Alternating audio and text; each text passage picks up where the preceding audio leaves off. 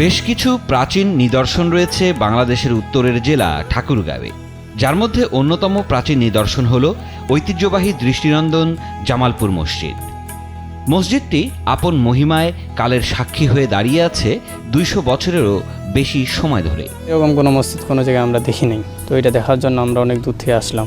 শত শত বছরের পুরনো মসজিদটি স্থানীয়দের কাছে জামালপুর জামে মসজিদ বা জামালপুর জমিদার বাড়ি জামে মসজিদ নামে পরিচিত। প্রাচীন ঐতিহ্যবাহী দৃষ্টিনন্দন কারুকার্যময় এই মসজিদটির নির্মাণশৈলী ও অপূর্ব কারুকাজ মুগ্ধ করে দর্শনার্থীদের। প্রতিদিন দূর দূরান্ত থেকে অনেকেই এই মসজিদটি দেখতে আসেন। কিছু বন্ধুর কাছে শুনলাম যে এরকম একটা মসজিদ আছে এই পাশে, দেখতে অনেক সুন্দর। আগের জামানায় যে রাজা বাদশারা ছিল তারা এটাকে তৈরি করছেন, তাদের হাতেই এই নকশা করা। তো ইতিপূর্বে এরকম কোনো মসজিদ কোনো জায়গায় আমরা দেখিনি, তো এটা দেখার জন্য আমরা অনেক দূর থেকে আসলাম। এই যে মসজিদটা দেখার জন্য আমাদের মসজিদটা খুব ভালোই লাগলো, মানে এটা নাকি বলে অনেক আগের মসজিদ।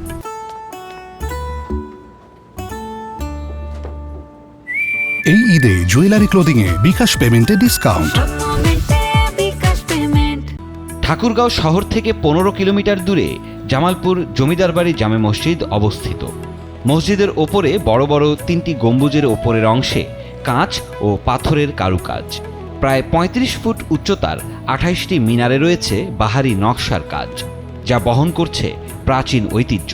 এছাড়াও মসজিদের ভেতর ও বাইরের দেওয়ালগুলোতে প্রচুর ফুলের ও লতার নকশা রয়েছে। মসজিদের ভিতরে ঢুকলাম, তো ঢোকার পর অনেক মনটা শান্তি হয়ে গেল। অনেক সুন্দর এক দৃশ্য, মিনারগুলাও অনেক সুন্দর মসজিদের। জানা গেছে আব্দুল হালিম চৌধুরী রাজপ্রাসাদের 2য় তলার নির্মাণ কাজের সময় 1780 সালে ভারতের উত্তরপ্রদেশের এলাহাবাদ থেকে মিস্ত্রি এনে এই মসজিদের ভিত্তিপ্রস্তর স্থাপন করেন।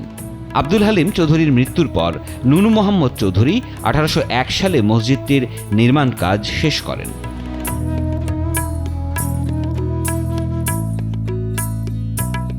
জামালপুর জামে মসজিদটি নির্মাণ করতে চৌধুরী পরিবারের 4 পুরুষের প্রায় 21 বছর সময় লাগে।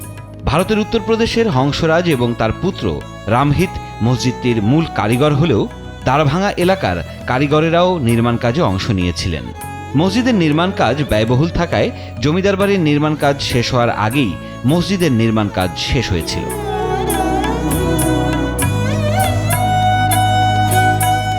বাংলাদেশ পুরাকীর্তি অধিদপ্তর কর্তৃক তালিকাভুক্ত জামালপুর জমিদার বাড়ি জামে মসজিদে প্রায় 300 থেকে 600 মুসল্লি একই সাথে নামাজ আদায় করতে পারেন।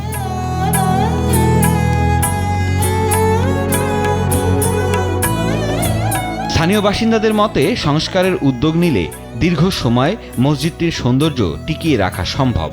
মসজিদটিকে স্বীকৃতির মাধ্যমে আন্তর্জাতিক হেরিটেজ হিসেবে প্রতিষ্ঠিত করার কথাও বলেছেন তারা।